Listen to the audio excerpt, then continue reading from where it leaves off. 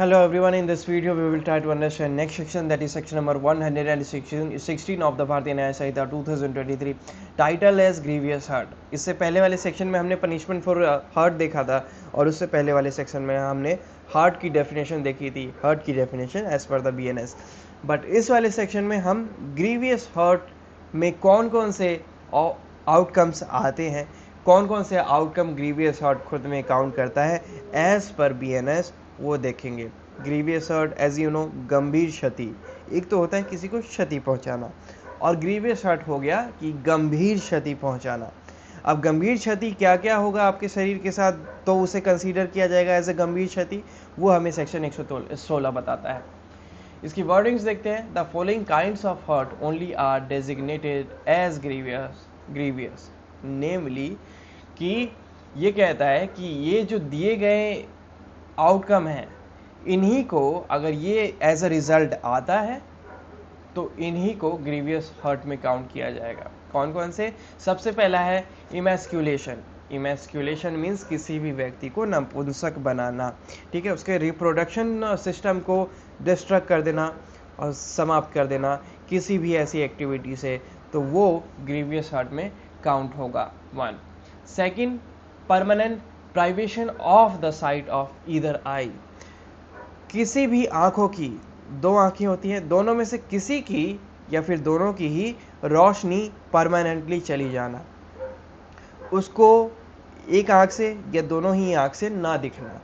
ठीक है, किसी व्यक्ति ने सामने वाले व्यक्ति को ऐसी क्षति पहुंचाई, ऐसा चोट पहुंचाया कि उसका एक आंख से दिखना ही बंद हो गया या फिर उसका दोनों आंख से दिखना ही बंद हो गया, तो ऐसी परिस्थिति में इस व्यक्ति के द्वारा सामने वाले व्यक्ति को ग्रीवियस हर्ट पहुंचाया गया, गंभीर क्षति पहुंचाई गई. ठीक है. Third one is permanent privation of hearing of either I. और तीसरा कहता है कि सामने वाले व्यक्ति की सुनने की क्षमता ही खत्म हो जाना, चाहे एक कान की या दोनों कान की.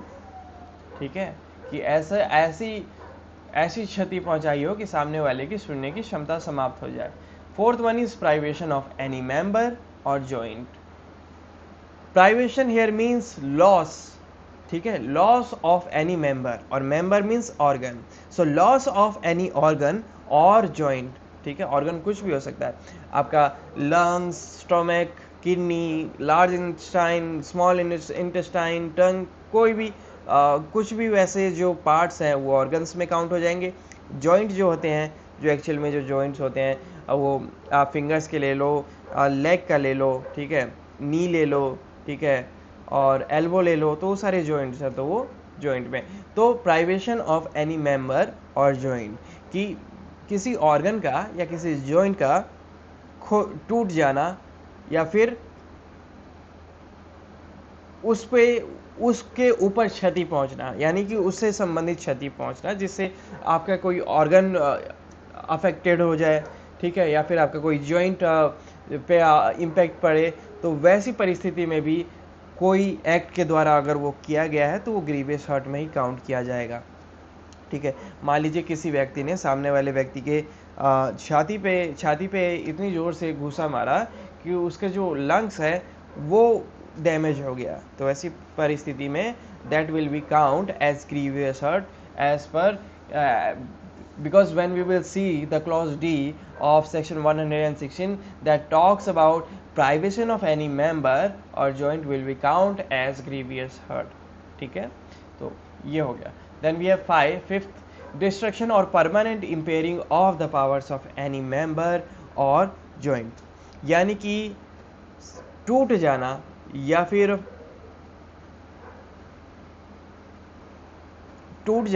फिर एक सेकेंड, डिस्ट्रक्शन और परमानेंट इम्पेयरिंग ऑफ पावर है ना यहाँ पे,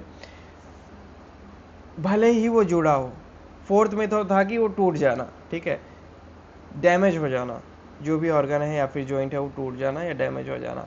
फिफ्थ कहता है कि उसकी भले ही वो शरीर में ही हो लेकिन उसकी जो पावर है वो समाप्त हो जाना.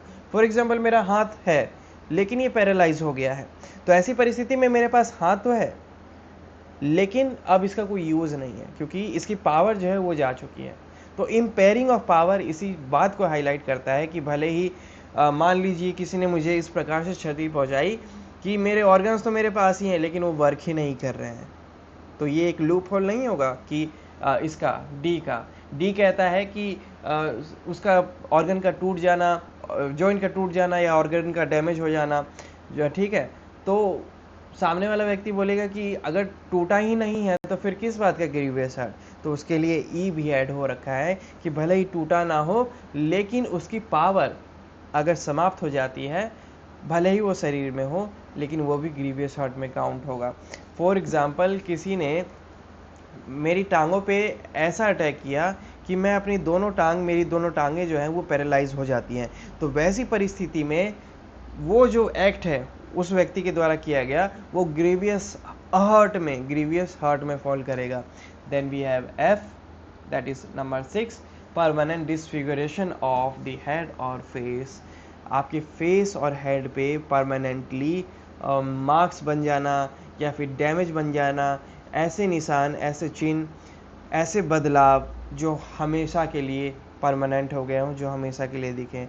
मान लीजिए सर पे ही इतनी ज़ोर से मारा कि वहाँ पे वो हिस्सा जो है वो दब गया, या फिर फेस पे किसी ने एसिड अटैक कर दिया तो फेस का जो है वो डिज़ाइन ही चेंज हो गया, या फिर फेस पे किसी ने कट लगा दिया तो वो परमानेंट मार्क हो गया, ठीक है, ब्लीडिंग भी हुई और परमानेंट मार्क भी हुआ, फिर सर्जरी भी हुई, तो वो सारे जो है परमानेंट डिसफिगरेशन ऑफ हेड और फेस में ही काउंट किया जाएगा, ठीक है।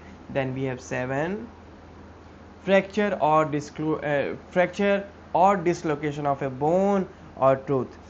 किसी के ऊपर ऐसा अटैक करना कि उसकी जो हड्डियां हैं या फिर उसके जो दांत है उसका टूट जाना, या फिर उसका अपनी जगह से हटके कहीं और चले जाना, ठीक है, शरीर में ही रहना लेकिन अपनी जगह छोड़ देना या फिर टूट जाना, तो वो भी ग्रीवियस हर्ट में ही आएगा।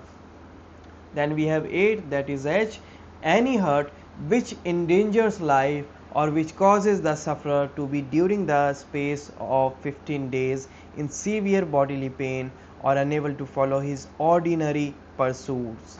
यानी कि इस प्रकार की क्षति पहुंचाना किसी व्यक्ति को जिससे उसकी जान जाने का खतरा निश्चित हो जाता, जिससे उसकी जान जा सकती थी, इस प्रकार का अटैक करना, ठीक है। और इस प्रकार के अटैक करने के बाद जो सफरर है, जो विक्टिम है, उसका 15 दिन बॉडी में पेन होना, या फिर उसका 15 दिन तक अपना जो वो दिनचर्या करता था उसका वो दिनचर्या ना कर पाना, उसका वो कॉमन स्टेप्स ना कर पाना जो वो रेगुलरली करता था। किस वजह से? क्योंकि उस पर एक ऐसा अटैक किया गया, उसको इस प्रकार की क्षति पहुंचाई गई जिससे उसकी जान भी जा सकती थी, ठीक है। तो यहाँ पर जितना सोचने समझने की क्षमता थी उन्होंने मेंशन की, इसके अलावा कोई लूप होल ना निकाले, इसलिए लास्ट में उन्होंने ये भी बोल दिया कि और भी किसी प्रकार की क्षति जिससे सामने वाले व्यक्ति की जान जा सकती थी, और सामने वाले की परिस्थिति ऐसी हो गई है कि वो 15 दिन तक उसके शरीर में दर्द है और 15 दिन तक वो जो अपनी दिनचर्या फॉलो करता था, ठीक है, जैसे उठना, बैठना, खाना, वॉशरूम जाना, वो व्यक्ति उस कार्य को करने में, उन कार्यों को करने में अब असमर्थ है। तो ऐसी परिस्थिति में भी वो जो एक्ट किया गया है किसी व्यक्ति के द्वारा वो भी ग्रीवियस हर्ट में फॉल कर जाएगा।